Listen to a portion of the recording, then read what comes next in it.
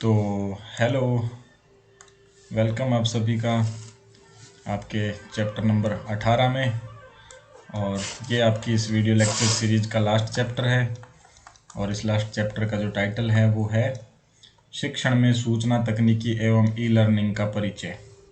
तो इसमें हम करेंगे कंप्यूटर और इंफॉर्मेशन टेक्नोलॉजी यानी कि सूचना तकनीकी इंफॉर्मेशन टेक्नोलॉजी के बारे में। और ई लर्निंग से मतलब है कंप्यूटर, लैपटॉप या इलेक्ट्रॉनिक माध्यम से पढ़ने लिखने और सीखने का जो काम होता है उसके बारे में बात।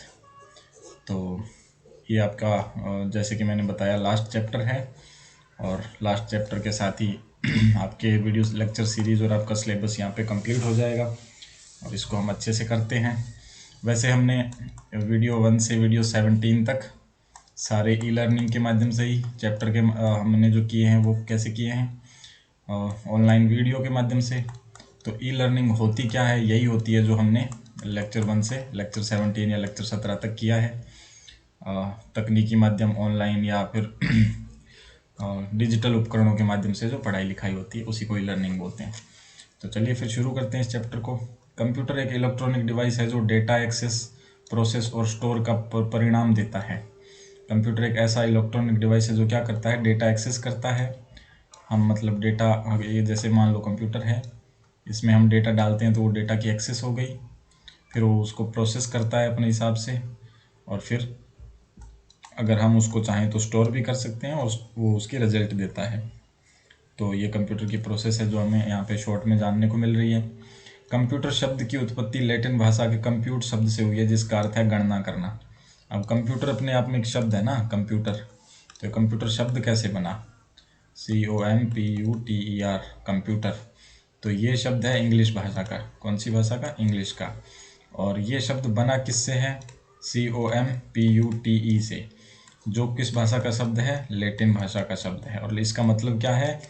गणना करना। अच्छा, हिंदी में कंप्यूटर को क्या कहते हैं? हिंदी में जैसे ये तो इंग्लिश का हो गया, ये लैटिन का हो गया, लेकिन कंप्यूटर को हिंदी में भी हम एक नाम से पुकारते हैं जिसको बोलते हैं संगणक। अब देखिए इसमें गणक आ गया ना शब्द। गणक का मतलब भी गणना करना या कैलकुलेशन करना किसी चीज़ की।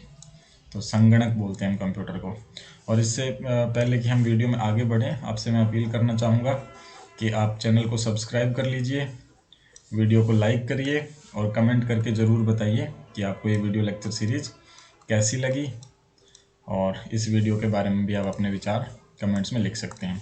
तो चलिए फिर हम डिटेल में इस चैप्टर को करना शुरू करते हैं। अब हम इस चैप्टर का जो एक तरह से रोड मैप है, इंडेक्स है, वो देख लेते हैं कि इस 18वें चैप्टर में हम क्या पढ़ेंगे, कौन कौन से टॉपिक हम करने वाले हैं।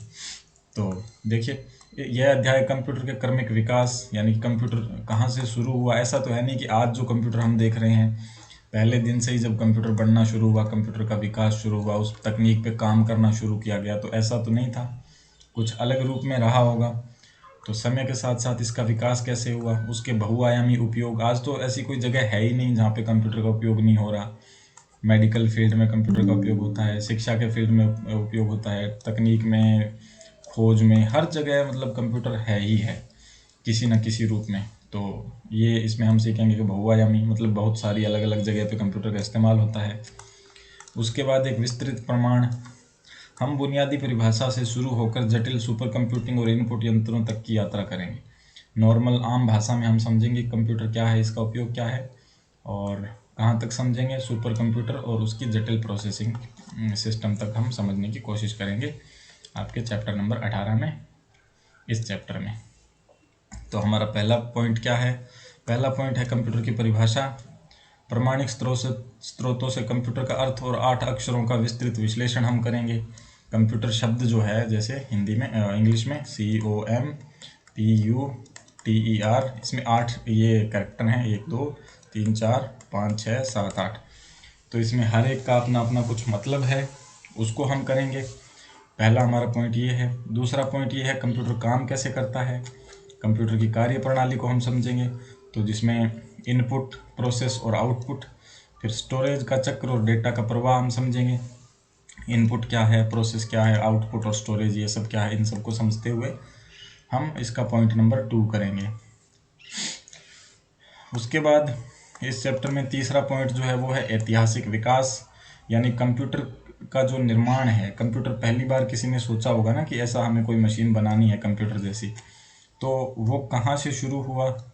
अबेकस जो पहला एक गणना करने वाला, एक तरह से प्राचीन काल का कैलकुलेटर आप कह सकते हो, अबेकस से लेकर के बेवेज इंजन तक का सफ़र हम देखेंगे। बेवेज, चार्ल्स बेवेज थे वैज्ञानिक, उन्होंने बेवेज इंजन बनाया था। और आज तक का जो आधुनिक कंप्यूटर है, जो अभी हम और आप इस्तेमाल करते हैं, उसके तक की जो यात्रा है अबेकस से लेकर के आज तक की, उसको हम समझेंगे ऐतिहासिक विकास में। उसके बाद हमारा चौथा पॉइंट है कंप्यूटर की 4 पीढ़ियाँ।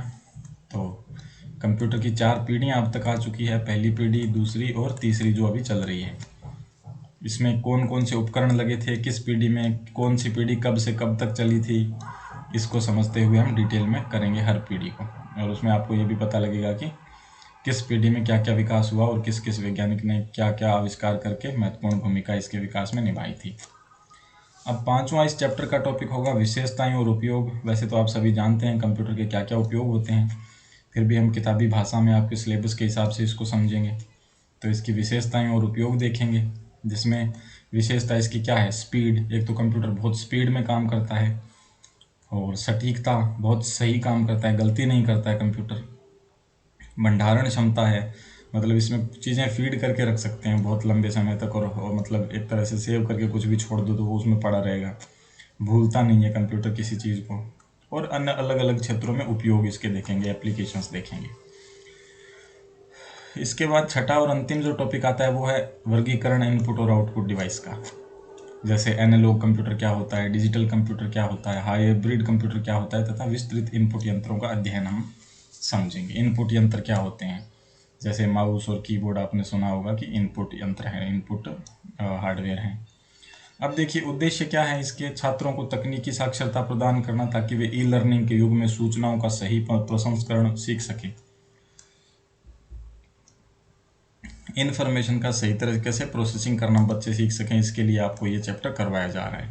और तकनीक की साक्षरता, अब अक्सर की साक्षरता तो आपको सबको आती है, आप सबने कक्षा 12 या उससे ऊपर की पढ़ाई कर रखी है, लेकिन हो सकता है कि कंप्यूटर के विषय में आपको थोड़ा कम नॉलेज हो, और हो सकता है कि आपको पहले से पता हो, लेकिन आपके सिलेबस में फिर भी ये चीज़ रखी गई है ताकि आपको कंप्यूटर के विषय में भी एक अच्छा खासा ज्ञान हो।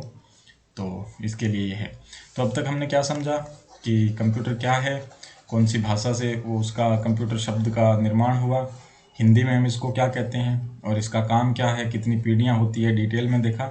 और साथ में हमने ये भी देख लिया है कि कंप्यूटर का जो हमारा चैप्टर है 18वां चैप्टर, जो कि इस वीडियो लेक्चर सीरीज़ का लास्ट चैप्टर होगा, उसमें हम क्या क्या पढ़ने वाले हैं। तो ये 6 टॉपिक्स हैं जो हम पढ़ेंगे इस चैप्टर के अंदर, और इन 6 टॉपिक्स में अब इनकी शुरुआत करते हैं हम पहले से। तो पहला हमारा जो है कंप्यूटर की परिभाषा, अर्थ, और इसको समझते हुए हम इसकी शुरुआत करते हैं। तो चलिए अगली स्लाइड पे। अगली स्लाइड है कंप्यूटर की प्रमाणिक परिभाषाएं। अब कंप्यूटर की परिभाषा, जैसे तो किसको क्या कंप्यूटर कहते किसको हैं ये हमें जानना होता है। परिभाषा का मतलब होता है किसी भी चीज़ को एक शब्दों में हमें बताना कि इसका मतलब क्या है। जैसे अगर कार है, मान लो उदाहरण के लिए, तो कार की परिभाषा क्या होगा, वो लाइन, वो ऐसे वाक्य जो हमें बताए कि कार होती क्या है, हमें समझाए। उसी प्रकार हमें कंप्यूटर क्या है ये समझने के लिए अलग अलग माध्यम से, जैसे ये विकिपीडिया है, मैरियम वेबस्टर है, या कैम्ब्रिज डिक्शनरी है, ये अलग अलग सोर्सेज हैं, स्रोत हैं हमारे पास। तो इनके थ्रू हम जानने की कोशिश करेंगे कंप्यूटर की परिभाषा। तो अब देखिए, विभिन्न विद्वानों और प्रतिष्ठित शब्दकोशों ने कंप्यूटर को अलग अलग दृष्टिकोण से परिभाषित किया है। आइए देखें कि प्रमुख स्रोत इस अद्भुत यंत्र को कैसे समझाते हैं। अब देखिए, यह स्रोत है हमारे पास विकिपीडिया, जो कि एक इंटरनेट पर एक वेबसाइट है। आप किसी भी चीज़ के बारे में अगर सर्च करना चाहे तो आप विकिपीडिया से, इस पेज से, इस वेबसाइट से किसी भी चीज़ के बारे में उसकी संपूर्ण जानकारी, उसकी हिस्ट्री, पॉलिटी, मतलब उस टॉपिक और उस विषय के बारे में सब कुछ जान सकते हैं। विकिपीडिया एक तरह से ऑनलाइन किताब है ये। तो इसमें क्या लिखा है कंप्यूटर के बारे में, वह मशीन जो कंप्यूटर प्रोग्रामिंग के जरिए अंकगणितीय या तार्किक कार्यों को स्वतः करती है। विकिपीडिया क्या कहता है इसके बारे में कि वो मशीन जो कंप्यूटर प्रोग्रामिंग के जरिए, तो कंप्यूटर किसके जरिए काम करता है, कंप्यूटर किसकी हेल्प लेता है काम करने के लिए, कंप्यूटर प्रोग्रामिंग की। ठीक, और इसमें कौन कौन से काम हम कर सकते हैं? अंक गणितीय, जैसे अगर हमें कोई चीज़ जोड़नी हो कि 2 और 2 कितना होता है, तो 4 कंप्यूटर जोड़ के हमें बता सकता है। उसके बाद लॉजिकल, हमें कुछ छोटा बड़ा जैसे किसी चीज़ में कंपैरिजन करना हो, कोई लॉजिक ढूंढना हो, कोई एक तरह से बुद्धि लगाने वाला काम करना हो, तो वो भी हम कंप्यूटर के माध्यम से करवा सकते हैं, लॉजिकल कंपैरिजन वगैरह। और लॉजिकल कार्यों को स्वतः करती है, यानी कि अपने आप करती है, ये इसीलिए बनी होती है। तो ये विकिपीडिया कह रहा है। मरियम वेबस्टर, ये एक तरह से डिक्शनरी है। तो इसमें क्या लिखा है? एक प्रोग्राम करने योग्य उपकरण जो डेटा को स्टोर, रिट्रीव और प्रोसेस करता है। मरियम वेबस्टर की डिक्शनरी क्या कहती है कि एक प्रोग्राम करने योग्य उपकरण, एक ऐसा उपकरण जिसको आप अपने हिसाब से चला सकते हो। अब प्रोग्राम करने का मतलब क्या है? आपने देखा होगा बहुत सारे उपकरण आते हैं, जैसे कि कोई भी उपकरण ले लो आप, घरेलू कैलकुलेटर है, तो कैलकुलेटर को अगर आप काम में लोगे तो उसका सिर्फ एक ही काम होता है, वो गणितीय जो ऑपरेशंस होता है वो कर सकता है, जोड़, घटाव, गुणा, भाग, ये सब कैलकुलेटर कर सकता है। उसमें आप गाने, फिल्में, वीडियो, म्यूजिक देखना चाहो तो वो नहीं कर सकता है, कारण कि वो कैलकुलेटर जो है उसको प्रोग्राम सिर्फ इस काम के लिए ही किया गया है। लेकिन आपके घर में और मतलब आपके और हमारे आसपास आज के समय में जो कंप्यूटर या लैपटॉप होते हैं, लैपटॉप भी तो एक प्रकार का कंप्यूटर ही है, तो उसको हम किसी भी तरह के काम को करवाने में काम ले सकते हैं। उससे हम गाने, वीडियो, फिल्में ये सब भी देख सकते हैं, उससे हम कोई कैलकुलेशन भी कर सकते हैं, उससे हम किसी भी प्रकार की प्रोग्रामिंग करके कुछ काम भी कर सकते हैं, कोई एप्लीकेशंस भी चला सकते हैं, ऑनलाइन इंटरनेट सर्फिंग भी कर सकते हैं। तो जैसा हमारा मन हो, जिस तरह का हमें काम करवाना हो, उस तरह से उसको प्रोग्राम करके, उसमें प्रोग्राम डाल करके हम उससे काम करवा सकते हैं। कैम्ब्रिज यूनिवर्सिटी क्या कहती है इसके बारे में? कैम्ब्रिज यूनिवर्सिटी कह रही है शब्दों, संख्याओं और चित्रों को स्टोर करने और मशीनों का नियंत्रण करने वाला इलेक्ट्रॉनिक यंत्र।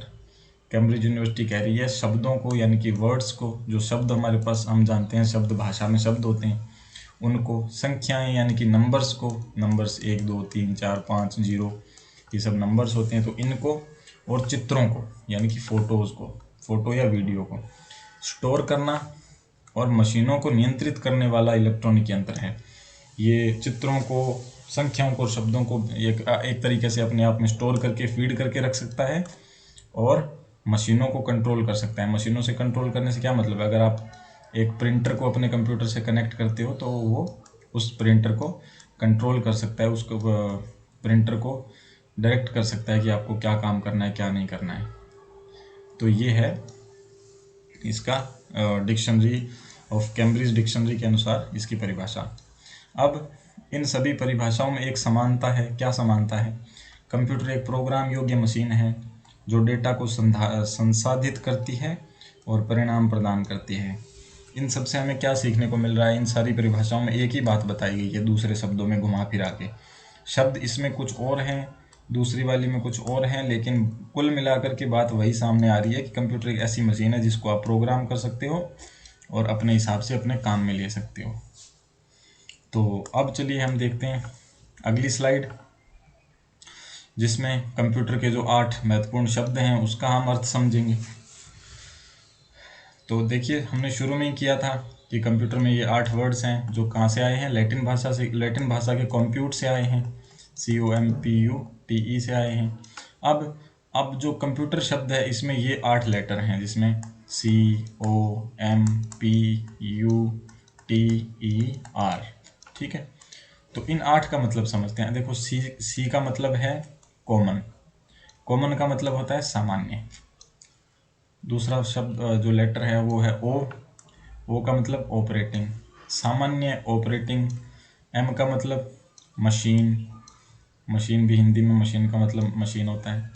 पी मतलब पर्टिकुलर, विशेष।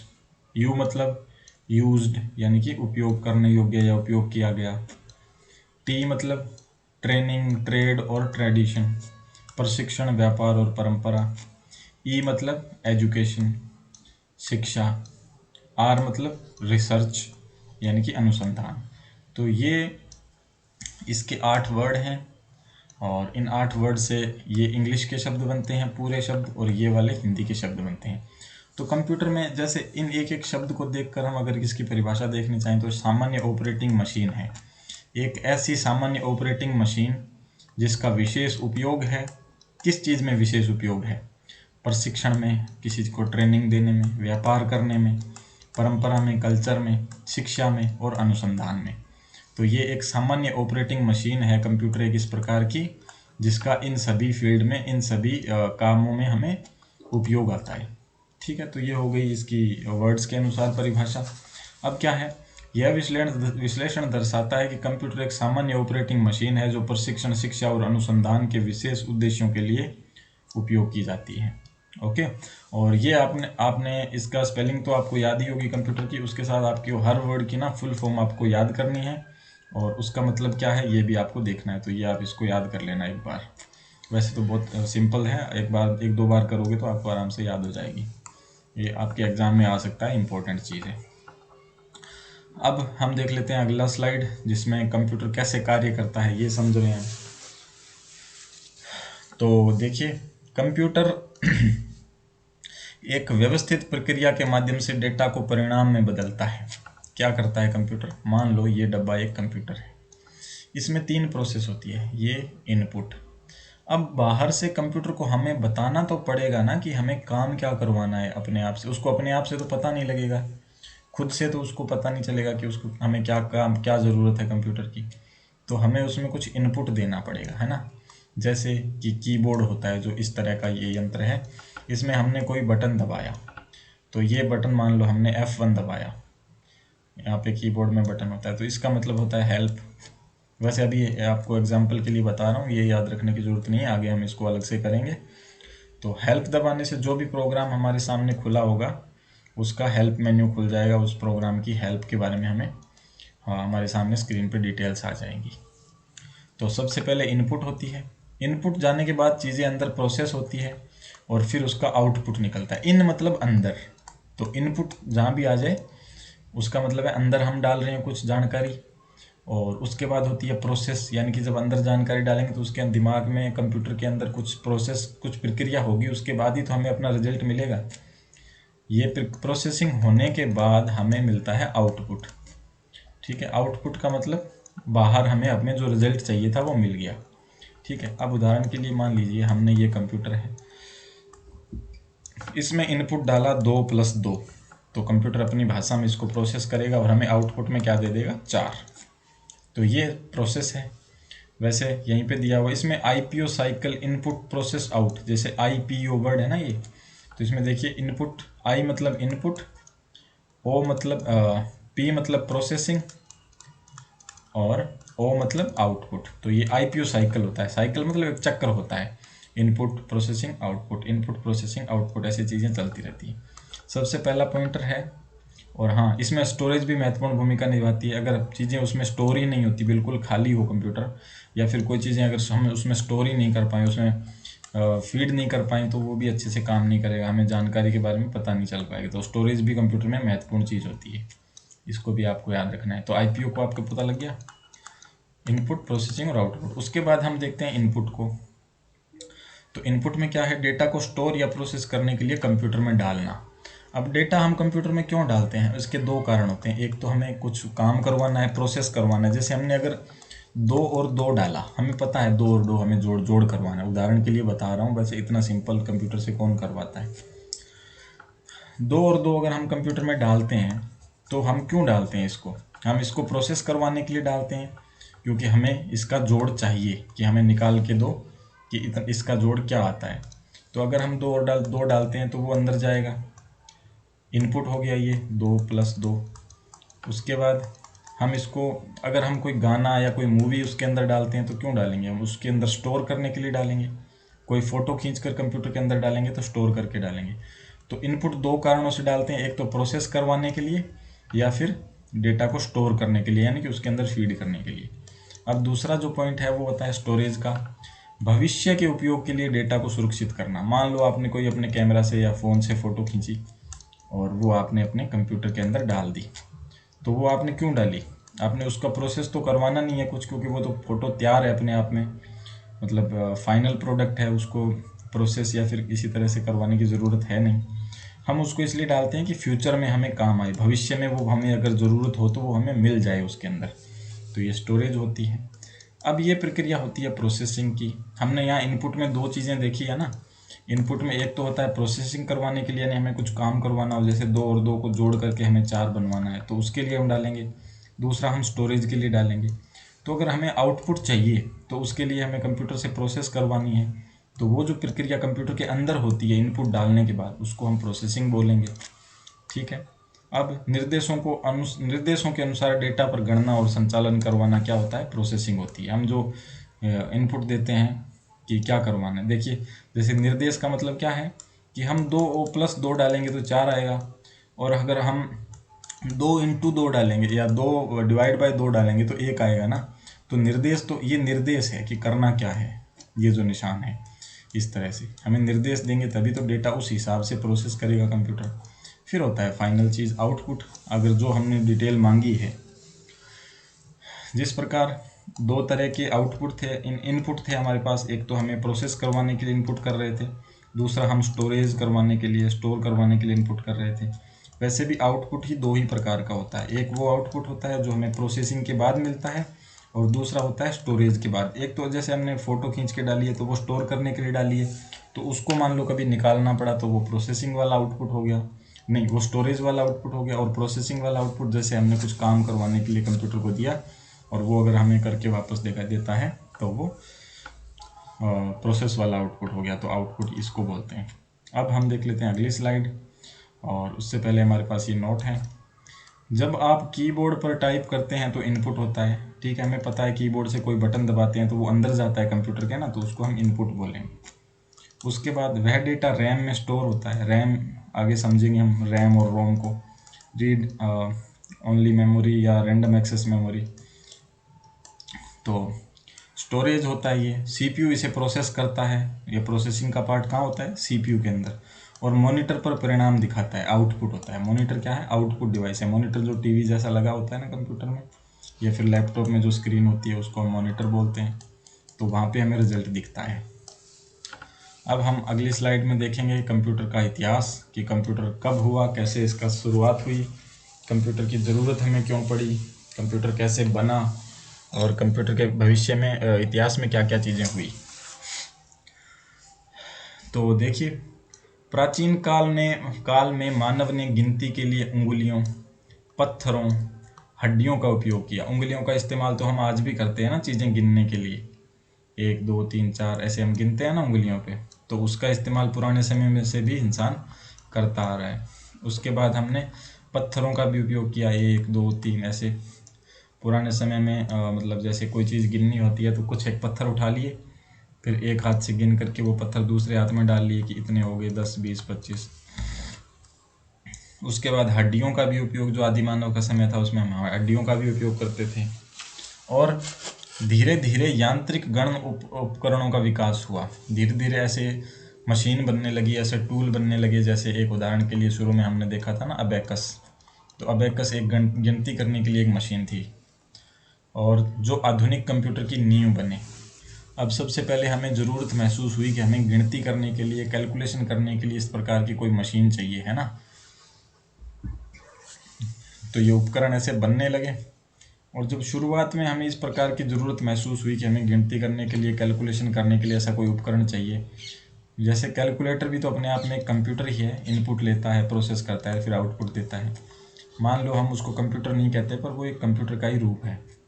अपना आपका मोबाइल फ़ोन है, वो भी एक प्रकार का कंप्यूटर ही है, लैपटॉप भी एक प्रकार का कंप्यूटर ही है। हर ऐसी मशीन जो डेटा को अपने अंदर लेती है, प्रोसेस करती है और आउटपुट देती है, तो उसको हम कंप्यूटर ही कहेंगे। अब देखते हैं प्राचीन काल में क्या हुआ। पॉइंट नंबर 1, चीन में आविष्कार हुआ लकड़ी के फ्रेम में मोतियों के साथ पहली गणना मशीन। सरल लेकिन प्रभावी उपकरण व्यापारियों द्वारा तेज गणना के लिए उपयोग किया जाता था, उसको क्या बोलते हैं, अबेकस। ये आपने देखा होगा, लेकिन मैं इसका आपको चित्र बना के दिखा देता हूँ। इस प्रकार की एक मशीन होती थी, इस प्रकार लकड़ी का एक फ्रेम होता था, एक मान लो खिड़की जैसी एक लकड़ी होती थी इस प्रकार। उसमें ऐसे बीच में सरिये या लोहे के कुछ रोड लगे हुए होते थे, और उसमें ऐसे अलग अलग रंग के इन सरियों के अंदर मोती या मनके जैसे कुछ लगे हुए होते थे, गोले। इस तरह से आपने देखा होगा ये चित्र कंप्यूटर की किताबों में या कहीं सुना होगा। ठीक है, इस प्रकार के अलग अलग रंग के कुछ लगे होते थे। ये कहाँ बना था? चीन के अंदर बना था। इसका इस्तेमाल कौन करता था? व्यापारी लोग इसका इस्तेमाल करते थे। अब दूसरा उपकरण हम देख लेते हैं। दूसरा क्या था? दूसरा पॉइंट हमारा है 1645 में एडिंग मशीन या पास्कलाइन बना। पास्कलाइन का अगर आपको पूछे कि पास्कलाइन का आविष्कार या निर्माण कब हुआ, तो 1645 में। और किसने किया? ब्लेज पास्कल ने। ब्लेज पास्कल ने। अब देखिए, फ्रांसीसी गणितज्ञ, फ्रांस का एक गणितज्ञ था, एक गणित का जानकार वैज्ञानिक था, उसने ये पास्कलाइन मशीन को बनाया। इन वैज्ञानिक का नाम ब्लेज पास्कल था। पास्कल ने बनाया। यह पहला डिजिटल कैलकुलेटर था जो जोड़ घटाव करता था। ठीक है, ये पहला कंप्यूटर था जो एक तरह से अगर हम कहें तो कंप्यूटर का पूर्वज था ये। इसमें दांतेदार पहियों, व्हील्स की व्यवस्था थी। ऐसे गरारी नहीं होती है जो घड़ियों में लगे होते हैं, इस प्रकार के दांतेदार पहिए जो एक दूसरे के सहयोग से इस प्रकार से चलते हैं, घुमा घुमा करके कैलकुलेशन करने का काम इसके द्वारा होता है। तो ये ऐसा कोई कैलकुलेटर ब्लेज जो पास्कल वैज्ञानिक थे उन्होंने बनाया था पास्कलाइन नाम से। ये दूसरा स्टेप था और ये हुआ कब था? 1645 में हुआ था। अब तीसरा उपकरण या फिर तीसरा जो चरण है कंप्यूटर के विकास में, वो था 1671 में स्टेप्ड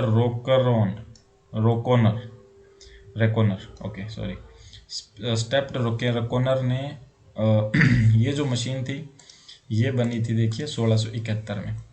जैसे ये 1645 में बनी थी वैसे ये 1671 में बनी थी। गॉटफ्राइड लाइबनीज ने पास्कलाइन को सुधारा और गुणा भाग की क्षमता जोड़ी। यह यांत्रिक कैलकुलेटर का महत्वपूर्ण विकास था।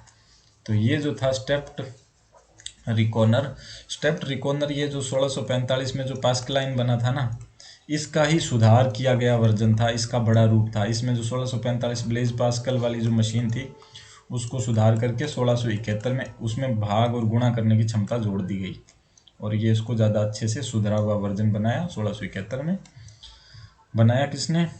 गॉटफ्राइड लाइबनीज ने। और अब हम देखते हैं आगे की इसकी कड़ियाँ। तो आधुनिक कंप्यूटर की नींव कब पड़ी और चार्ल्स बेबेज का युग कब आया, इसको हम देखते हैं। अब आपने एक बात सुनी होगी, अगर नहीं सुनी तो आप देख लीजिए कि चार्ल्स बेबेज जो हैं वैज्ञानिक, ये कंप्यूटर के लिए बहुत महत्वपूर्ण इनके आविष्कार रहे हैं। इनको बहुत महत्वपूर्ण व्यक्ति माना जाता है कंप्यूटर के इतिहास में। तो इनको फादर ऑफ कंप्यूटर कहा जाता है, कंप्यूटर का पिता या कंप्यूटर की शुरुआत करने वाले व्यक्ति के रूप में इनको जाना जाता है। उन्होंने 19वीं सदी में ऐसी मशीनों की कल्पना की जो आधुनिक कंप्यूटर का आधार बनी। 19वीं सदी कब? सन 1800 से लेकर के 1899 के बीच का जो टाइम है उसको हम 19वीं सदी कहते हैं।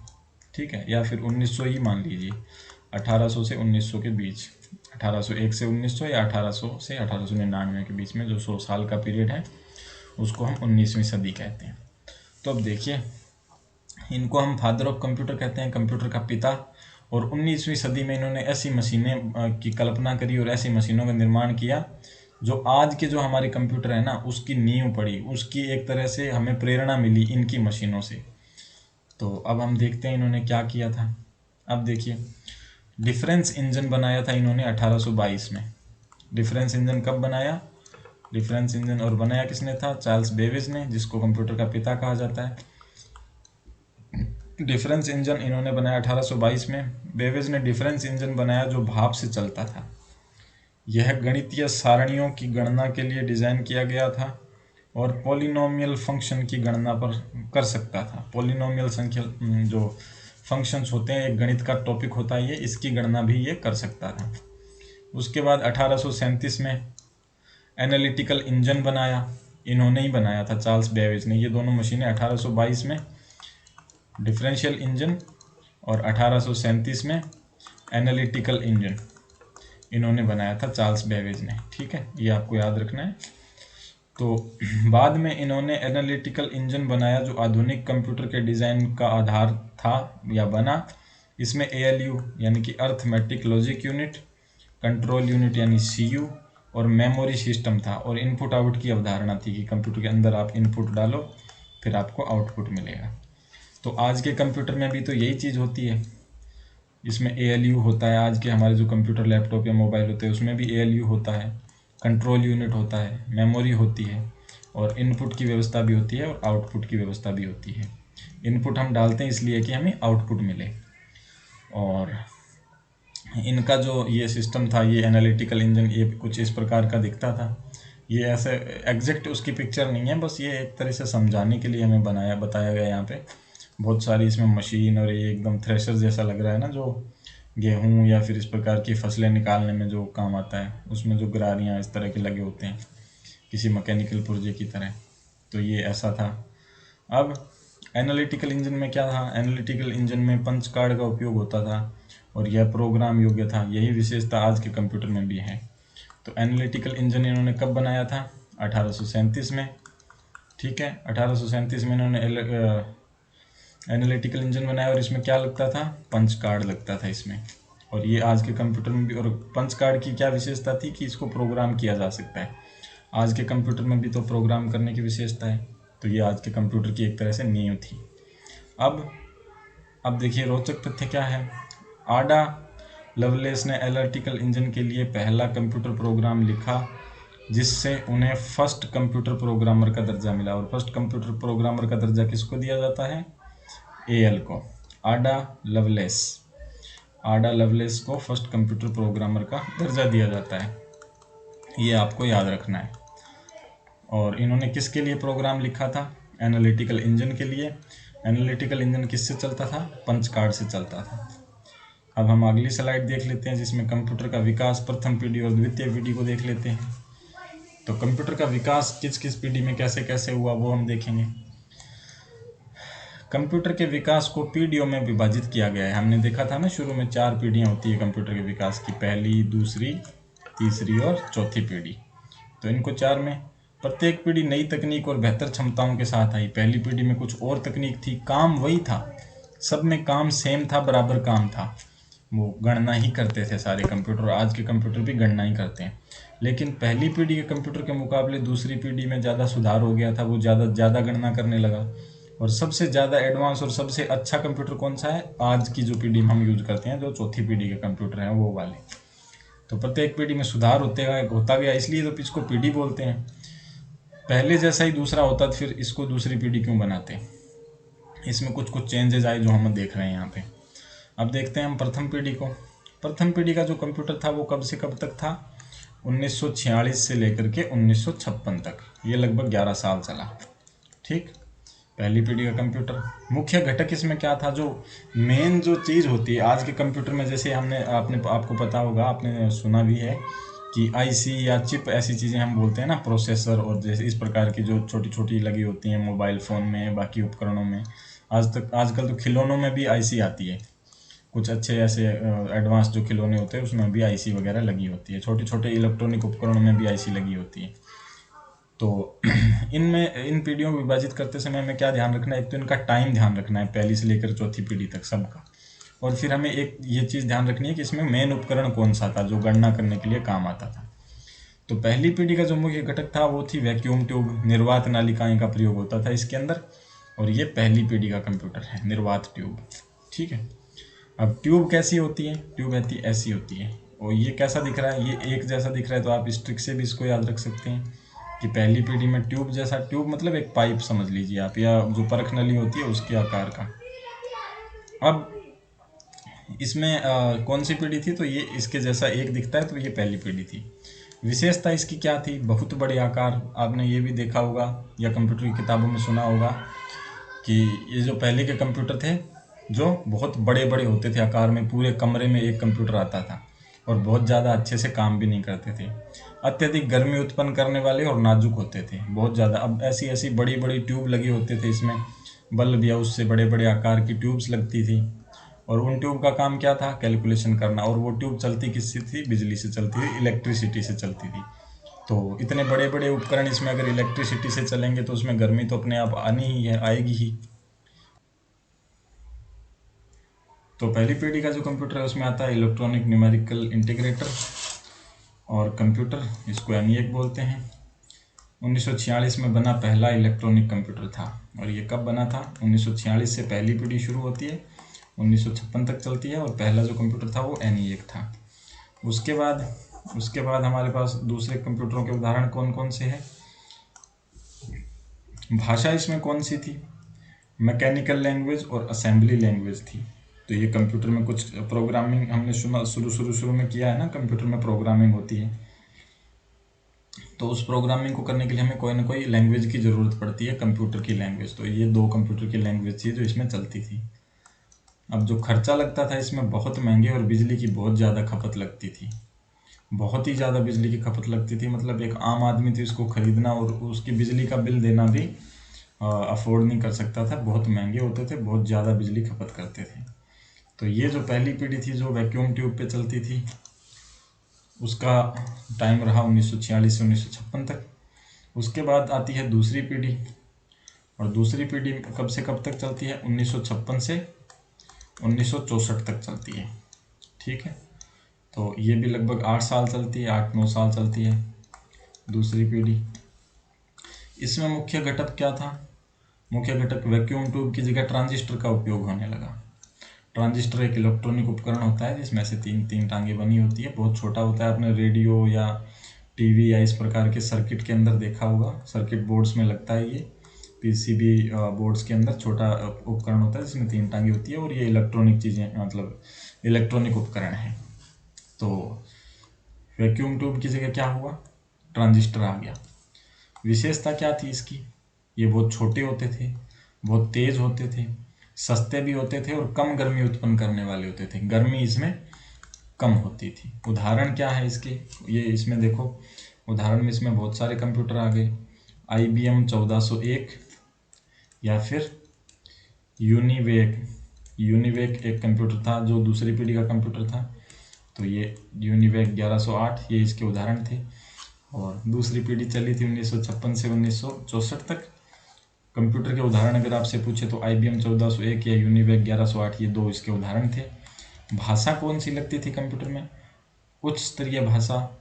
कौन कौन सी उच्च स्तरीय भाषा, जैसे कोबोल और फोर्ट्रॉन, ये दो कंप्यूटर की भाषा थी, कोबोल और फोर्ट्रॉन, जो दूसरी पीढ़ी के कंप्यूटर्स में चलती थी।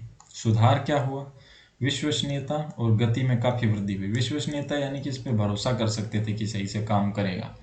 पहली पीढ़ी में वैक्यूम ट्यूब्स लगते थे जिसको ज़्यादा अच्छे से काम करने वाली मशीन नहीं माना जाता था, लेकिन ये जो दूसरी पीढ़ी के कंप्यूटर आए जिसमें ट्रांजिस्टर लग गया। अब देखो इसमें मेन बदलाव यही हो गया ना कि इसका उपकरण बदल गया, पहले वाले में वैक्यूम ट्यूब थी, दूसरे वाले में ट्रांजिस्टर आ गया।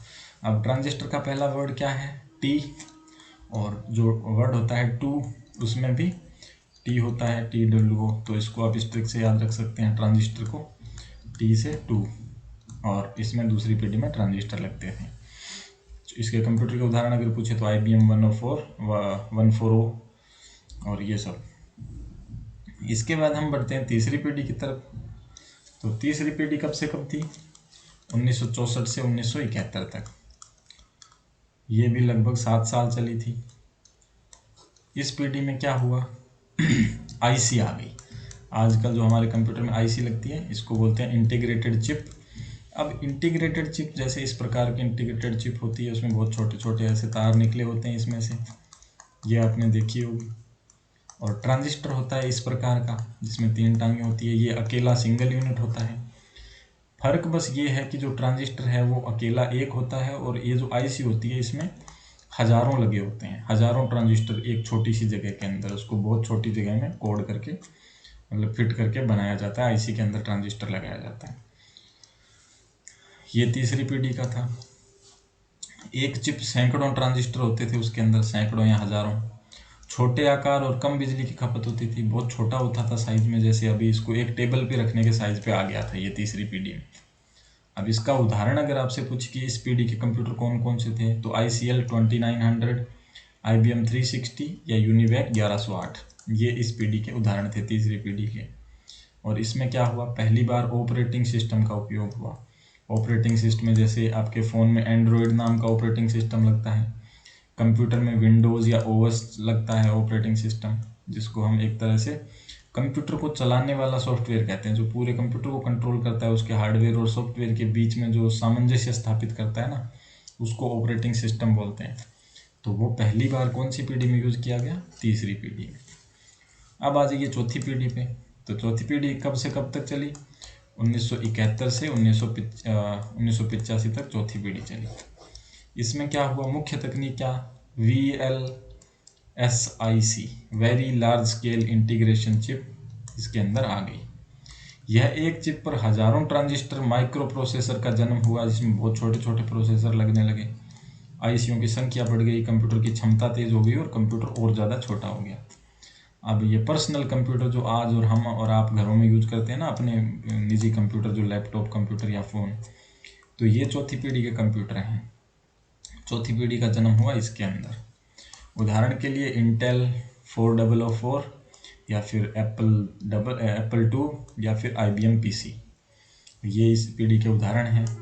इसमें ग्राफिकल यूज़र इंटरफेस की शुरुआत हुई। अब ग्राफिकल यूज़र इंटरफेस क्या होता है? अब देखिए, एक उदाहरण के लिए मैं आपको बताता हूँ।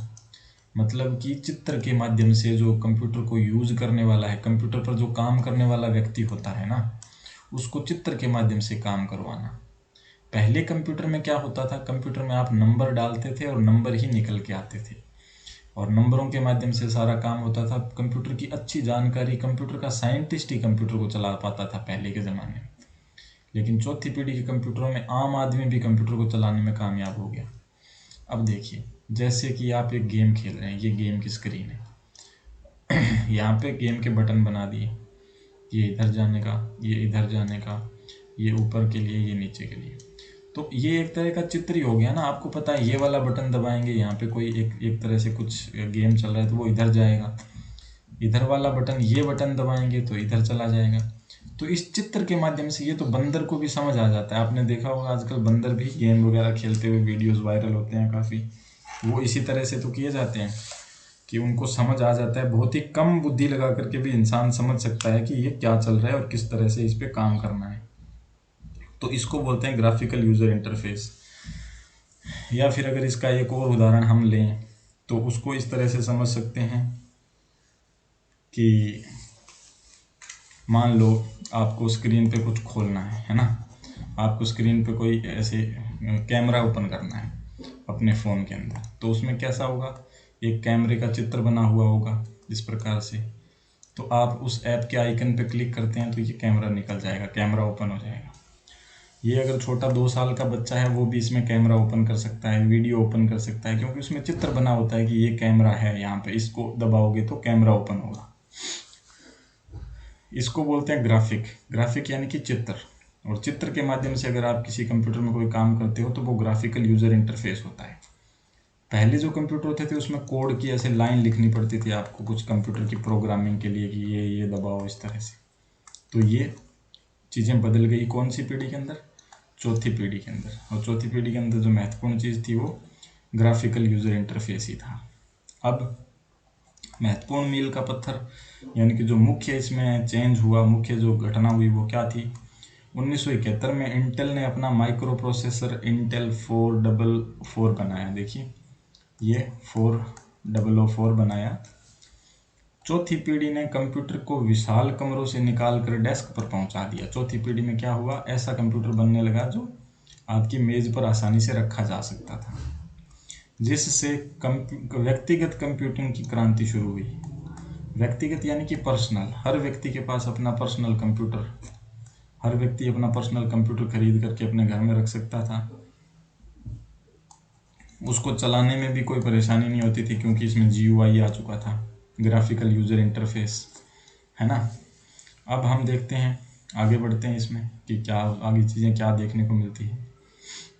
ये आपको तीसरी और चौथी पीढ़ी के महत्वपूर्ण जो बिंदु है इसको आप एक बार फिर से देख सकते हैं। जैसे तीसरी पीढ़ी में जो था वो क्या था, मेन उपकरण IC था ट्रांजिस्टर की जगह, और यहाँ पे कौन सा आ गया, VLSI आ गया, VLSIC यानी कि वेरी लार्ज स्केल इंटीग्रेशन। तो ये इसमें चेंज हो गया। ग्राफिकल यूज़र इंटरफेस कौन सी पीढ़ी का था? चौथी पीढ़ी का। जो डेस्कटॉप कंप्यूटर है यानी कि पर्सनल कंप्यूटर जो भी होता है वो कौन सी पीढ़ी में होता है? वो भी चौथी पीढ़ी में होता है। और अगर चौथी पीढ़ी के उदाहरण आपसे पूछे तो इंटेल 4004 या फिर एप्पल सेकंड या IBM PC, ये 3 इसके उदाहरण हैं। अब हम देखेंगे कंप्यूटर की विशेषता।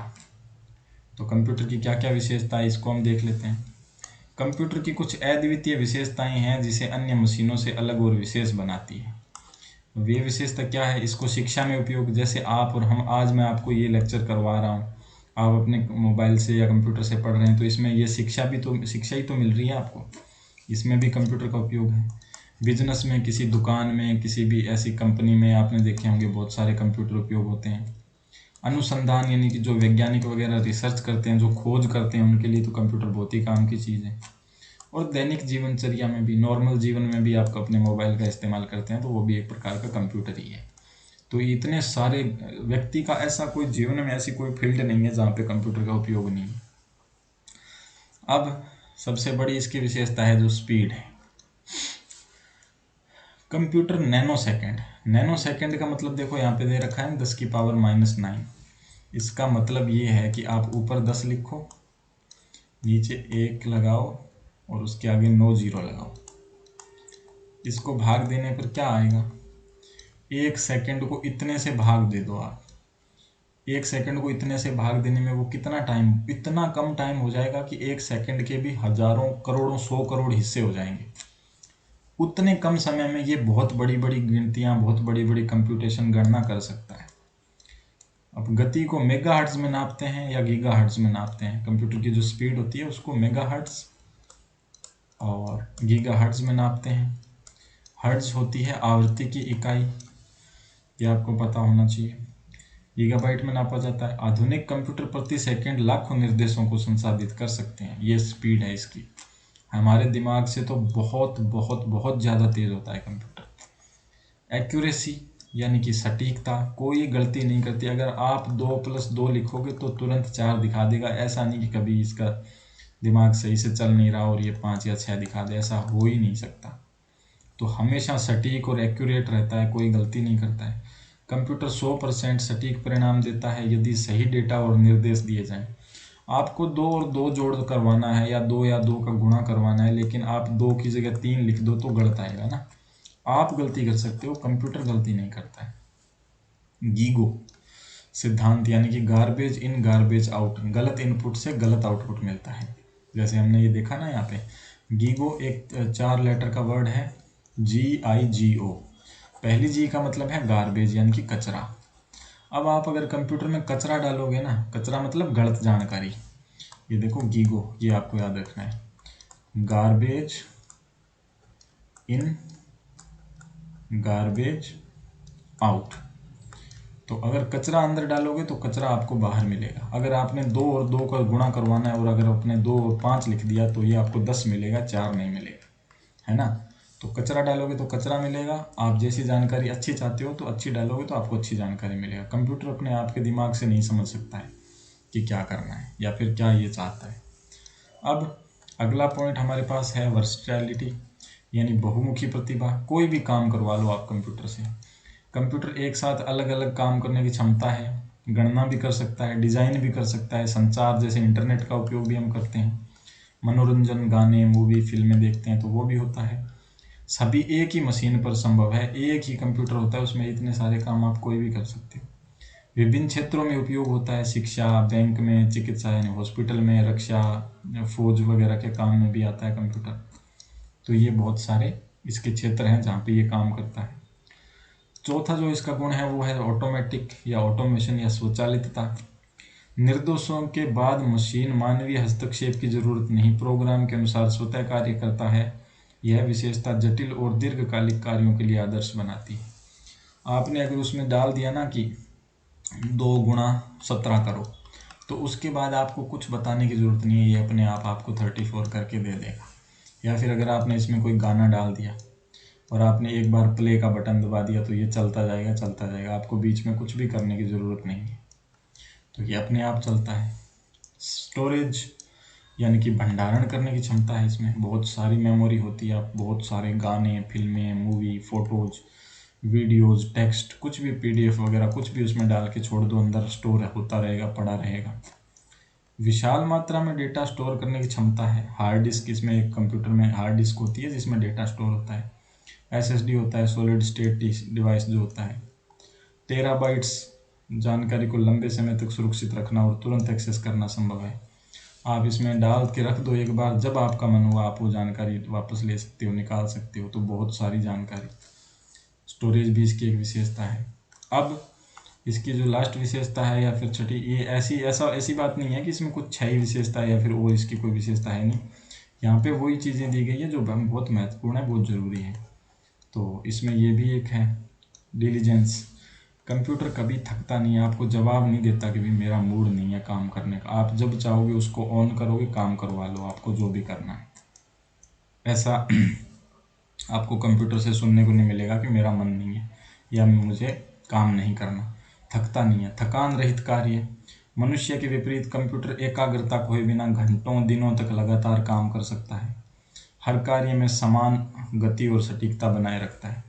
एक जैसा काम करेगा, ये नहीं कि ऑन किया तो शुरू शुरू में बहुत फास्ट फास्ट काम कर रहा था और 10-5-4 घंटे काम करने के बाद थक गया और धीरे धीरे करने लगा। ऐसा नहीं होगा, बहुत तेज तेज से काम करेगा। अब हम देखते हैं कहाँ कहाँ होता है कंप्यूटर का इस्तेमाल। ये बात आपसे छुपी नहीं है, आप बहुत अच्छे से जानते हैं कंप्यूटर का इस्तेमाल कहाँ होता है। जैसे शिक्षा में तो हमारे सामने ही उदाहरण है, हम और आप अभी जो कर रहे हैं, ये वीडियो आप देख रहे हो, ये कंप्यूटर पे मैं बना रहा हूँ और आप अपने फ़ोन पे देख रहे हो या कंप्यूटर पे देख रहे हो। तो शिक्षा में तो इसका इस्तेमाल होता ही होता है, स्कूलों में भी होता है। आजकल हमारे आसपास जो कंप्यूटर से रिलेटेड कोर्सेज होते हैं, RSCIT है, तो वो भी एक प्रकार से शिक्षा है। आज कंप्यूटर जीवन के हर क्षेत्र का अभिन्न अंग है। ऐसा कोई फील्ड है ही नहीं, ऐसा कोई क्षेत्र है ही नहीं जहाँ पे कंप्यूटर का इस्तेमाल ना होता हो। कंप्यूटर हर जगह इस्तेमाल होता है। और बैंकिंग में भी आपने देखा होगा, जैसे शिक्षा में ऑनलाइन पढ़ाई जो हम और आप कर रहे हैं। रिसर्च में भी ई-लर्निंग प्लेटफॉर्म, यानी कि दूर बैठ के घर, जैसे आप क्लास कहीं और लग रही है उसको रिकॉर्ड करके आप घर बैठ के देख सकते हो। ई-लर्निंग या ऑनलाइन प्लेटफॉर्म के माध्यम से लर्निंग करना, सीखना वर्चुअल लैब में सहायक है। बैंकिंग में काम आता है, लेन देन का रिकॉर्ड रखना। एटीएम जो लगा होता है, एटीएम में जो स्क्रीन लगी होती है उसके पीछे भी तो एक प्रकार से कंप्यूटर ही काम करता है। ऑनलाइन बैंकिंग, आप घर बैठे पैसे भेज सकते हो, मंगवा सकते हो। तो ये सब बैंकिंग में काम आता है। इसके बाद स्वास्थ्य सेवा है, यानी हेल्थ से रिलेटेड जो सर्विसेज हैं, जिसमें ECG, CT स्कैन, डायग्नोस्टिक उपकरण जो आपने देखे होंगे, एक्सरे मशीनें, और एक्सरे मशीनों के साथ साथ जो ECG होती है, CT स्कैन होती है। मेडिकल में हर जगह कंप्यूटर का उपयोग होता है। दवाइयों का रिकॉर्ड रखना, रोगी का डेटा रखना, ये सब चीज़ों में कंप्यूटर काम आता है। सैन्य यानी कि मिलिट्री स्पेशल, जो फौज से संबंधित जो भी काम होता है उसमें भी कंप्यूटर काम आता है। तो हथियार चलाने में आजकल जो बड़ी बड़ी मिसाइलें, रॉकेट प्रणाली और ये सब जो चीज़ें होती है, ड्रोन वगैरह, इलेक्ट्रॉनिक उपकरण, तो उस सब में भी कंप्यूटर काम आता है। मिसाइल को कंट्रोल करना, संचार और रणनीति, यानी कि जो इस प्रकार के उपकरण होते हैं ना, कंप्यूटर से चलने वाले रेडियोज, वायरलेस सेट आते हैं जिससे एक दूसरे से कनेक्ट करते हैं मिलिट्री के लोग, तो उसमें भी कंप्यूटर काम आता है। महत्वपूर्ण भूमिका इसकी होती है सैन्य क्षेत्र में भी। उसके बाद सरकारी कार्य में क्या उपयोग होता है इसका। सरकारी कार्य में जैसे बजट का निर्माण होता है, बिलिंग, वोटर लिस्ट मैनेजमेंट और नागरिक सेवाओं के डिजिटलकरण में, है ना। तो ये सरकार भी आजकल कंप्यूटर का उपयोग अच्छे से अपने कार्य को करने के लिए करती है। अब है कार्य प्रणाली का प्रवाह। कंप्यूटर सभी कार्यों में एक व्यवस्थित प्रवाह का पालन करता है। डेटा को एंट्री करो, विश्लेषण करेगा और फिर रिपोर्टिंग करेगा, आउटपुट दे देगा। तो इसलिए इसका हम उपयोग करते हैं। तो ये हमने देखा कंप्यूटर का उपयोग किस किस क्षेत्र में होता है। अब कंप्यूटर के कार्य, कंप्यूटर के प्रकार के आधार पर, कार्य के आधार पर कंप्यूटर के प्रयोग कौन कौन से होते हैं। अब देखिए, मैं आपको मोटा मोटा बता देता हूँ। एक होता है एनालॉग कंप्यूटर, एक होता है डिजिटल कंप्यूटर, ठीक है, एक होता है हाइब्रिड कंप्यूटर। डिजिटल वो होता है जिसमें इलेक्ट्रॉनिक माध्यम का उपयोग, जैसे जैसे बिजली से चलने वाले जो उपकरण होते हैं ना, मान लो एक स्क्रीन या मॉनिटर है, आपका कीबोर्ड है, एक प्रिंटर है ना। तो वो चीज़ें जहाँ पे सिर्फ और सिर्फ वर्चुअल काम होता है वो होता है डिजिटल, और जहाँ पे थोड़ा सा यांत्रिक या फिर फिजिकल काम होता है वो हो गया एनालॉग, ठीक है। और उदाहरण के लिए अगर हम आगे समझते हैं, यहाँ पे हाइब्रिड में होता है दोनों का मिक्स। अब एनालॉग कंप्यूटर में क्या होता है, भौतिक मात्राओं जैसे तापमान, दबाव, विद्युत प्रवाह को सीधे नापते हैं और उनका प्रदर्शन करते हैं, निरंतर डेटा पर काम करते हैं। अब एक मशीन आती है जो मैकेनिक वगैरह के पास होती है, जो मतलब कहीं भी अपनी मशीनों में या फिर फ़ोन या कंप्यूटर के पुर्जों में लगा करके वो चेक करते हैं कि इसमें वोल्टेज आ रहा है कि नहीं आ रहा है। तो वो प्रकार के कंप्यूटर एनालॉग कंप्यूटर होते हैं। उदाहरण के लिए थर्मामीटर, स्पीडोमीटर, भूकंप नापने वाले यंत्र होते हैं, ये एनालॉग में आते हैं। इसमें फिजिकल चीज़ें जो होती हैं ना, जिन चीज़ों को हम हाथ लगा करके छू करके महसूस कर सकते हैं, उन चीज़ों से डेटा प्रोसेस होता है एनालॉग कंप्यूटर में। डिजिटल में क्या होता है, बाइनरी अंकों 0 और 1 का उपयोग करके असतत डिस्क्रीट डेटा पर काम करते हैं और तार्किक गणनाएं करते हैं। आज के अधिकांश कंप्यूटर डिजिटल होते हैं। डिजिटल कंप्यूटर में बाहर का कोई काम नहीं होता, फिजिकल चीज़ों से कोई लेना देना नहीं होता। वो जैसे उदाहरण में लैपटॉप, स्मार्टफोन, कैलकुलेटर और डेस्कटॉप कंप्यूटर, ये सब आते हैं। अब हाइब्रिड में क्या आता है, एनालॉग और डिजिटल दोनों कंप्यूटरों की विशेषताओं को जोड़ते हैं। ये भौतिक मापों को डिजिटल डेटा में परिवर्तित कर सकते हैं और इनके विपरीत भी। भौतिक जो होते हैं उनको डिजिटल में कन्वर्ट कर सकते हैं और डिजिटल को ये भौतिक में भी कन्वर्ट कर सकते हैं। तो ये हाइब्रिड कंप्यूटर होते हैं। इसके उदाहरण में क्या है, पेट्रोल पंप की जो मशीन है ना, एक तरफ तो भौतिक चीज़ हो रही है, यानी कि जो पेट्रोल है, मान लो ये पेट्रोल पंप है ना, यहाँ पे ये पेट्रोल की पाइप लगी हुई है, ये गाड़ी है, इसमें हम पेट्रोल डाल रहे हैं, ठीक है, गाड़ी में पेट्रोल डाला जा रहा है। तो इसमें भौतिक चीज़ क्या हो रही है, भौतिक चीज़ हो रही है कि यहाँ पर जो नीचे टैंक बना होता है, कम इसमें डीजल है या पेट्रोल है, वो निकल करके इस पाइप के थ्रू जा रहा है इसमें। ये दुनिया की चीज़ हो रही है, मूर्त चीज़ हो रही है, ऐसी चीज़ हो रही है जिसको हम हाथ लगा करके महसूस कर सकते हैं, छू सकते हैं, आंखों से देख सकते हैं। लेकिन उस डेटा का उपयोग करके यहाँ पे ये डिजिटल चीज़ दिखाता है, यानी कि ऐसी चीज़ जिसको हम सिर्फ आंखों से देख सकते हैं या महसूस कर सकते हैं, वो असल दुनिया में होती नहीं है। तो उसका नंबर बनाता है, स्क्रीन पे हमें दिखा देता है कि 20 लीटर डीजल, इसमें 20 लीटर डीजल हमने इसमें डाल दिया है, या इतना डीजल 100 रुपये का डाल दिया है। तो वो डिजिटल डेटा बनाता है इससे। तो वो जो डिजिटल डेटा बनता है वो हो गया डिजिटल रूप, और जो असल में पेट्रोल यहाँ से निकल करके इस गाड़ी में जा रहा है वो हो गया इसका एनालॉग रूप। तो ये दोनों का मिक्स है। ईसीजी है जो हृदय, या आपके एक तरह से अगर बोले तो जो दिल की मशीन होती है जिससे हम जांच करते हैं, जो हार्ट अटैक वगैरह की जांच करती है जो मशीन मेडिकल में, तो जो हार्ट होता है उसकी जो जांच होती है, उसके ऊपर उपकरण लगा करके जो जांच की जाती है, वो तो डेटा हो गया एनालॉग।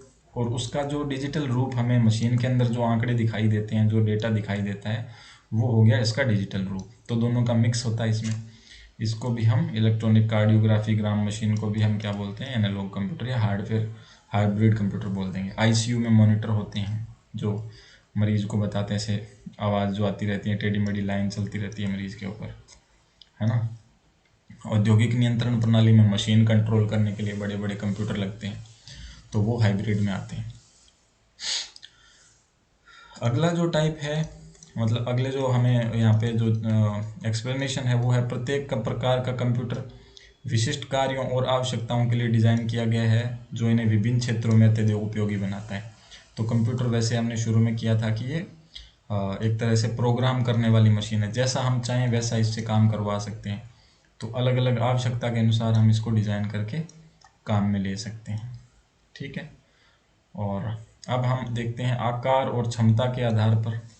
तो आकार कितना बड़ा हो सकता है, छोटा कंप्यूटर, बड़ा कंप्यूटर, आकार और क्षमता के आधार पर कि आकार छोटा है या बड़ा है, इसके आधार पर, और क्षमता के आधार पर कि ये काम कितना ज़्यादा कर सकता है, कितनी ज़्यादा इसके अंदर पावर है, उसके आधार पर इसका वर्गीकरण है। तो वो हम देख लेते हैं।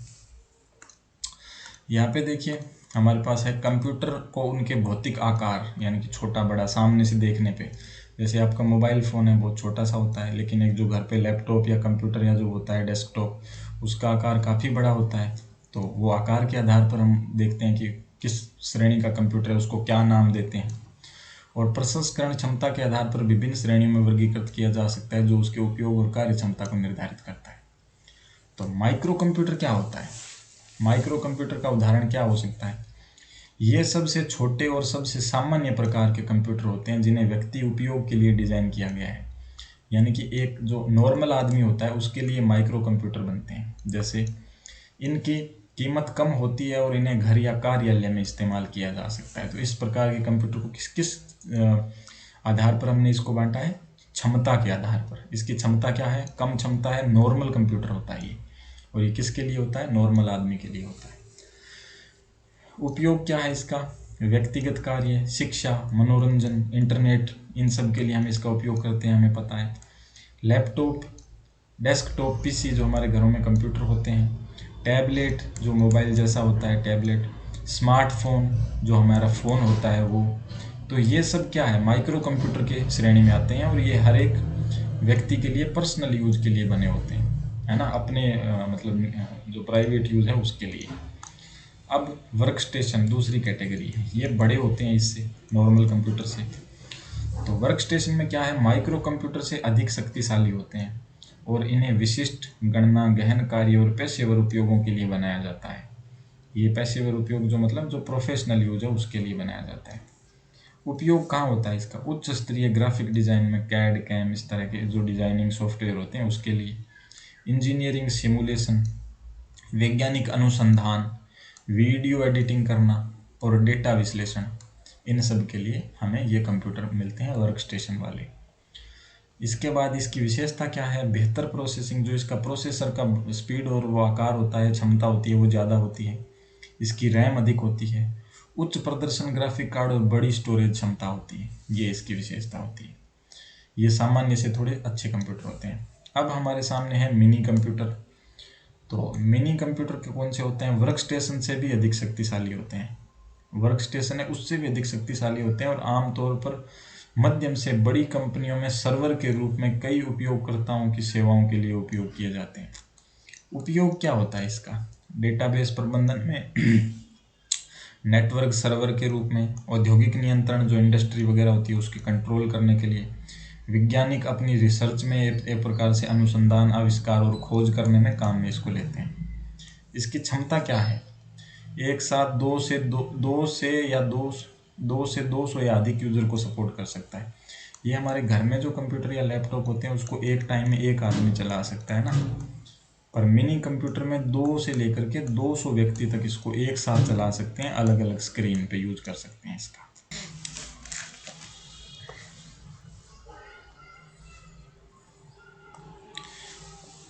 तो इसमें हमने क्या सीखा? क्षमता का बढ़ता क्रम जो है किस प्रकार से है, मतलब सबसे कम क्षमता किस में होती है? माइक्रो कंप्यूटर में होती है। और ये किस लिए उपयोग होता है? व्यक्तिगत उपयोग, व्यक्ति अपने पर्सनल यूज के लिए उपयोग करता है। फिर वर्क स्टेशन होता है जो थोड़ा अच्छा होता है काम करने में और विशेष कार्य करने के लिए उपयोग किया जाता है। और विशेष कार्य कौन कौन से? वीडियो एडिटिंग, उच्च स्तरीय ग्राफिक डिज़ाइन, इंजीनियरिंग, सिमुलेशन, वैज्ञानिक अनुसंधान, ये सब। और जो सबसे जो बड़ा होता है वो मिनी कंप्यूटर होता है, मतलब सबसे बड़ा नहीं, इससे बड़ा भी एक कंप्यूटर होता है जिसको हम सुपर कंप्यूटर कहते हैं। और बहु उपयोगकर्ता सर्वर होता है। इसमें क्या है? एक कंप्यूटर है, मान लो ऐसे बहुत बड़ा मिनी कंप्यूटर है ना, और उसको ऐसे बहुत सारे लोगों के साथ हम जो जोड़ सकते हैं, एक साथ 2 से लेकर के 200 लोग तक इस पे काम कर सकते हैं, अलग अलग स्क्रीन, इनपुट आउटपुट डाल करके उससे कनेक्ट होकर के सब अलग अलग अपना अपना काम उसी एक ही पीसी से जुड़ के कर सकते हैं। तो ये हो गया। अब आकार और क्षमता के आधार पर हम देखते हैं अगला पार्ट। तो आकार और क्षमता के आधार पर जो हमने अभी तक 3 समझा, कौन सा? माइक्रो कंप्यूटर, उसके बाद मेन फ्रेम नहीं, माइक्रो कंप्यूटर था, उसके बाद हमारे पास ये जो था वो वर्क स्टेशन था, और तीसरा जो था मिनी कंप्यूटर था। तो वर्क स्टेशन कंप्यूटर और तीसरा था मिनी कंप्यूटर। और अब हमारे पास जो है मेन फ्रेम कंप्यूटर। तो मेन फ्रेम कंप्यूटर में क्या होता है वो देख लेते हैं। कंप्यूटर की श्रेणी में आकार और प्रसंस्करण क्षमता के अनुसार सबसे शक्तिशाली प्रकार कौन से होते हैं? मेन फ्रेम और सुपर कंप्यूटर। तो ये मेन फ्रेम जो होते हैं वो कैसे होते हैं? ये बड़े शक्तिशाली और महंगे कंप्यूटर होते हैं जिन्हें केंद्रीकृत डेटा प्रोसेसिंग के लिए डिज़ाइन किया गया है। खासकर बड़े संगठनों और सरकारों के लिए मेन फ्रेम कंप्यूटर काम आते हैं, जिसमें क्या होता है? बैंकों, बीमा कंपनियों और बड़े व्यवसायों के लिए केंद्रीय सर्वर के रूप में काम करता है। मान लो कोई एक बैंक है तो उसमें एक मेन फ्रेम कंप्यूटर होता है जिसमें पूरे देश में जो बैंकिंग का नेटवर्क होता है वो सब उससे कनेक्टेड रहता है और बाकी सब उससे एक तरह से छोटे छोटे नेटवर्क या वायरिंग के जरिए जुड़ करके वो सारा काम उसमें स्टोर होता रहता है। एक साथ हजारों उपयोगकर्ता को सेवा प्रदान करने की क्षमता रहता है, जिसमें जैसे मिनी कंप्यूटर था उसमें 2 से लेकर के 200 लोग काम कर सकते थे, लेकिन मेन फ्रेम में हजारों लोग इसमें एक साथ जुड़ सकते हैं। जैसे बैंकिंग में देश में हजारों बैंक होते हैं, सब एक साथ इस एक जगह पे रखे हुए कंप्यूटर से इंटरनेट के जरिए या दूसरे नेटवर्क के जरिए इससे जुड़ करके कनेक्टिविटी रख करके अपना काम इसमें कर सकते हैं। निरंतर संचालन और उच्च विश्वसनीयता के लिए विशेष वातानुकूलित कमरों की आवश्यकता होती है। इसको एसी वाले बड़े कमरे में रखा जाता है और लंबे समय तक काम ये चलता ही रहता है, दिन रात। तो इस प्रकार की इसमें व्यवस्था होती है। भारी मात्रा में डेटा प्रोसेसिंग और जटिल लेन देन को संभाल सकते हैं। बहुत बड़े बड़े डेटा को इसमें एक तरह से स्टोर कर सकते हैं और इसमें काम ले सकते हैं। अब आता है सबसे बड़ा सुपर कंप्यूटर। तो सुपर कंप्यूटर में क्या विशेषता होती है? ये सबसे तेज होता है, सबसे बड़ा, जिसे नाम से ही पता लग रहा है सुपर कंप्यूटर। इससे अच्छा कंप्यूटर, इससे बढ़िया क्वालिटी का या बढ़िया कैटेगरी का कंप्यूटर नहीं होता। ये सबसे तेज होते हैं, सबसे शक्तिशाली होते हैं और सबसे महंगे होते हैं, जो अत्यंत जटिल गणनाओं और वैज्ञानिक समस्याओं को हल करने के लिए उपयोग किए जाते हैं। ये कहाँ पे काम आते हैं? वैज्ञानिक अनुसंधान में काम आते हैं, सिमुलेशन में, जैसे परमाणु अनुसंधान, तेल और गैस अन्वेषण, जैसे परमाणु वैज्ञानिक और जो तेल की खोज होती है जमीन के नीचे, उस सब में ये सब बड़े बड़े कंप्यूटर काम आते हैं। मौसम की भविष्यवाणी और जलवायु मॉडलिंग में ये कंप्यूटर काम आते हैं। उपग्रह की लॉन्चिंग और अंतरिक्ष मिशन नियंत्रण में, जो हमारे सैटेलाइट, इसरो वगैरह जो सैटेलाइट लॉन्च करते हैं ना, जो रॉकेट्स के माध्यम से अंतरिक्ष में, तो उसका जो कंट्रोल होता है वो भी सुपर कंप्यूटर से होता है। कृत्रिम बुद्धिमत्ता जैसे एआई और मशीन लर्निंग के लिए भी उपयोग किए जाते हैं। जैसे आप अपने फ़ोन में कोई एआई से फ़ोटो बनाते हैं या एआई से कोई सवाल पूछते हैं, तो वो आपके टावर से कनेक्ट होता है और टावर फिर सैटेलाइट से कनेक्ट होता है और सैटेलाइट वो डेटा फिर वो जो सुपर कंप्यूटर एक जगह कहीं उस कंपनी का, जिस कंपनी की आपने एआई यूज़ करी है, उस कंपनी के सुपर कंप्यूटर से कनेक्ट होकर के आपको वो काम जो आप अपने फ़ोन से करवाते हैं वो करके आपको वापस देता है। तो ये प्रोसेस रहती है और ये बहुत बड़े कंप्यूटर होते हैं, बहुत ज़्यादा लोगों को एक साथ जोड़ सकते हैं और बहुत ज़्यादा कनेक्टिविटी इसमें कर सकते हैं, बहुत ज़्यादा डेटा इसमें प्रोसेस कर सकते हैं।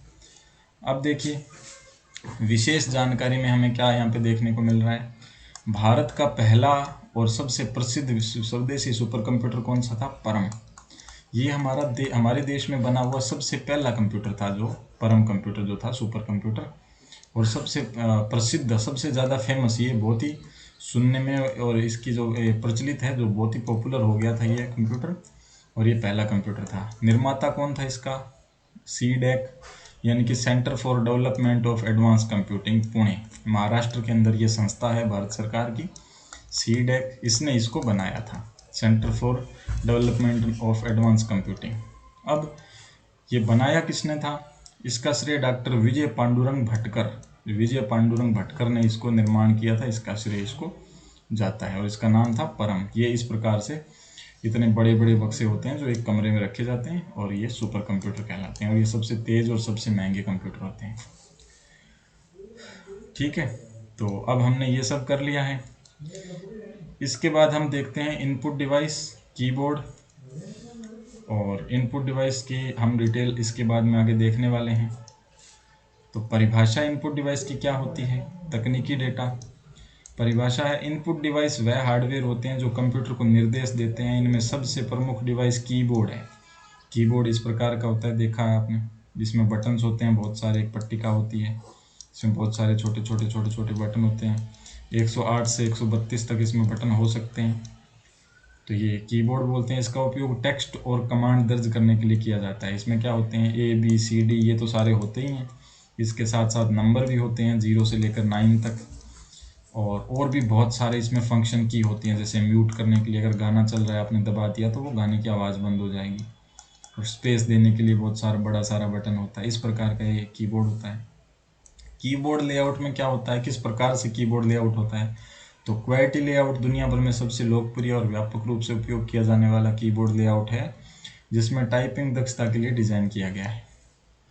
क्वेटी में क्या होता है? सबसे पहला letter Q, W, E, R, T, Y, इस तरह से होता है।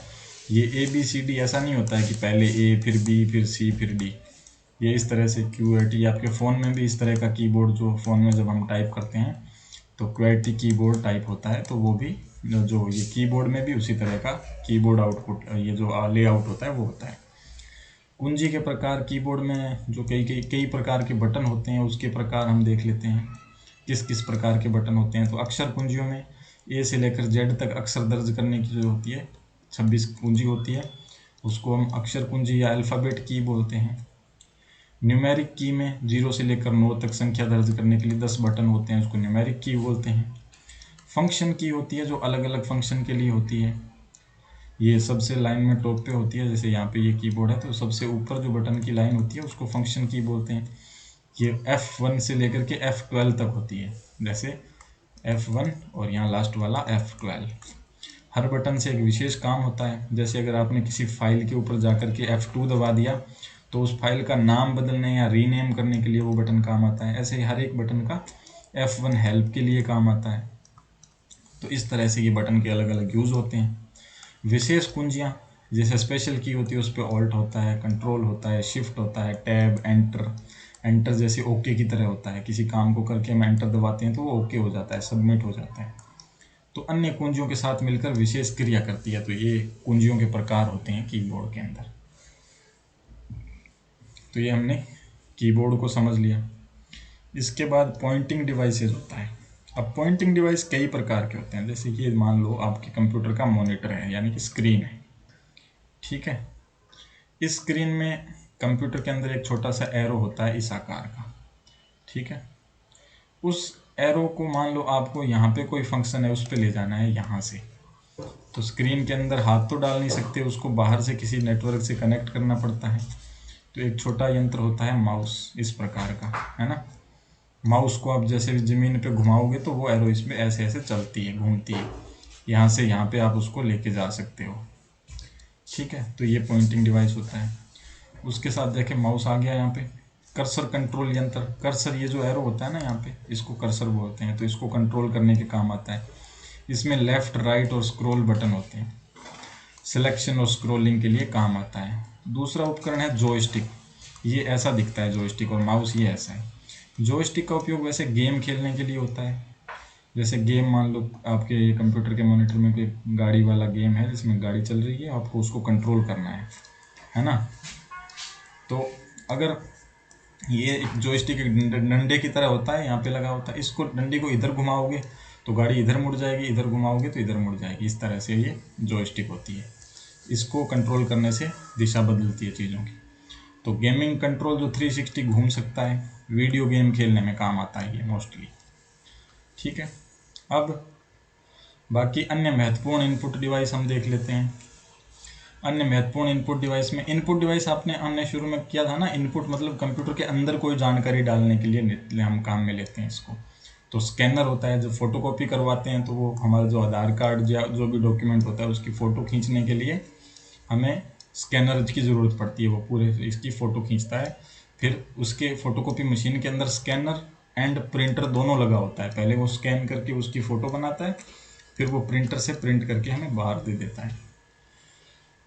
तो ये क्या काम करता है, यह कागजी दस्तावेजों और छवियों को डिजिटल फोटो सॉफ्ट कॉपी में बदलने के लिए उपयोग होता है।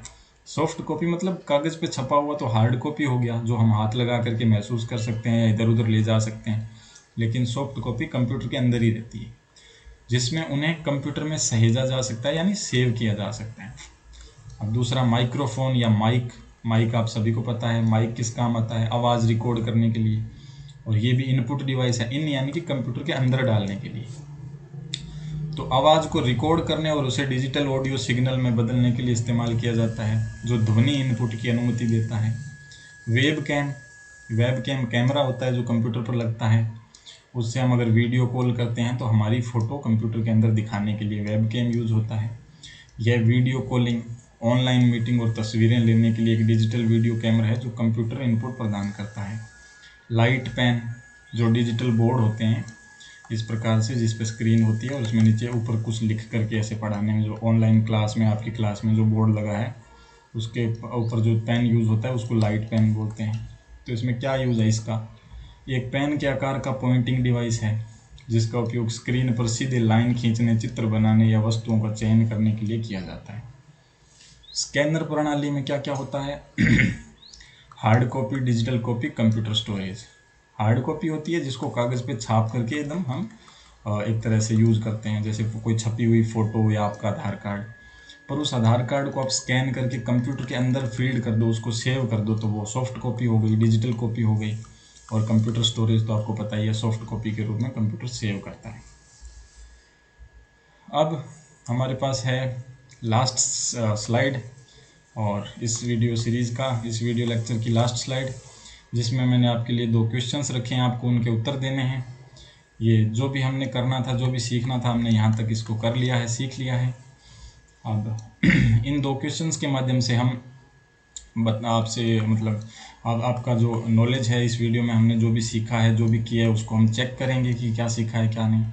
तो प्रश्न 1 नंबर प्रश्न है, भारत के पहले सुपर कंप्यूटर परम का श्रेय किस व्यक्ति को दिया जाता है? हमने किया था ना, डॉक्टर पांडुरंग। आपको उनका पूरा नाम बताना है कि उन्होंने परम कंप्यूटर बनाया था। कहाँ की संस्था थी? भारत सरकार की जो सीडेक नाम की जो संस्था थी, उसका पूरा नाम आपको याद रखना है। वो कहाँ पे स्थित है? पुणे में स्थित है। किसने इसको बनाया था? कौन व्यक्ति थे जिनको इनका श्रेय दिया जाता है, वो आपको देखना है। प्रश्न नंबर 2 है, यदि किसी कंप्यूटर में वैक्यूम ट्यूब के स्थान पर ट्रांजिस्टर लगा दिया जाए तो वह उसके आकार और बिजली की खपत पर क्या प्रभाव पड़ेगा, ये आपको बताना है। तो आपको ये भी याद आ रहा होगा कि वैक्यूम ट्यूब कौन सी पीढ़ी के कंप्यूटर में लगती है, ट्रांजिस्टर कौन सी पीढ़ी के कंप्यूटर में लगती है, और इसमें दोनों में क्या क्या अंतर था, क्या फ़र्क था दोनों के बीच में। ठीक है, तो ये आपको दोनों क्वेश्चनों के एक पेन और कॉपी लेनी है और उसमें दोनों प्रश्नों के उत्तर आपको देना है। मुझे पूरी उम्मीद है कि आपको इस वीडियो लेक्चर से ये दोनों प्रश्नों के उत्तर आ गए होंगे। अब बात रही इस वीडियो लेक्चर सीरीज़ के नोट्स की, तो नोट्स आप हमारी इस वेबसाइट पर जाकर के डाउनलोड कर सकते हो। इस 18वें लेक्चर के जो नोट्स हैं आपको वहाँ पे मिल जाएंगे, या फिर अगर आपको वेबसाइट से नहीं मिलते तो इस वीडियो के नीचे डिस्क्रिप्शन में भी आप उसका जाकर के लिंक डाउनलोड कर सकते हैं। एक तरह से इसके नोट्स हैं जो आपको डाउनलोड के लिए मिल जाएंगे। ठीक है, फिर वीडियो यहीं पे समाप्त होता है, और वीडियो के साथ साथ ये आपका वीडियो लेक्चर और आपका सिलेबस भी इसी वीडियो के साथ ख़त्म होता है। आपकी सिलेबस की जो बुक में 18 चैप्टर्स दिए हुए हैं वो हमने कंट्रोल सारे चैप्टर कर लिए हैं, और आपके लिए एक तरह से मैं प्रार्थना करता हूं कि आप सभी अपने भविष्य में अच्छा करें, अपने करियर को बहुत ऊंचाइयों तक लेके जाएं, खूब मेहनत करिए, खूब पढ़िए। और सारे वीडियो कंप्लीट हो चुके हैं, चैनल पे अपलोड हो चुके हैं, तो आप इनको एक बार दोबारा देखना चाहें तो देख लीजिए सभी वीडियोज़ को, और सभी वीडियोज़ के नोट्स आप देख लीजिए, पढ़ लीजिए, और बार बार रिवाइज़ करिए, क्योंकि अच्छी सफलता के लिए, अच्छे नंबर लाने के लिए पढ़ने के साथ साथ उसको बार बार रिवाइज़ करना भी ज़रूरी होता है। कहीं आपको समझ नहीं आ रहा है किसी वीडियो में, किसी चैप्टर में, तो आप वीडियो के नीचे कमेंट कर सकते हैं, कमेंट करके पूछ सकते हैं। 18 वीडियो जो भी हैं उनमें किसी भी वीडियो में कुछ नहीं समझ आए तो कमेंट करके आप पूछ लीजिए। तो इसी के साथ ठीक है, फिर वीडियो आपका यहीं पे ख़त्म होता है। वीडियो देखने के लिए बहुत बहुत धन्यवाद। टाटा।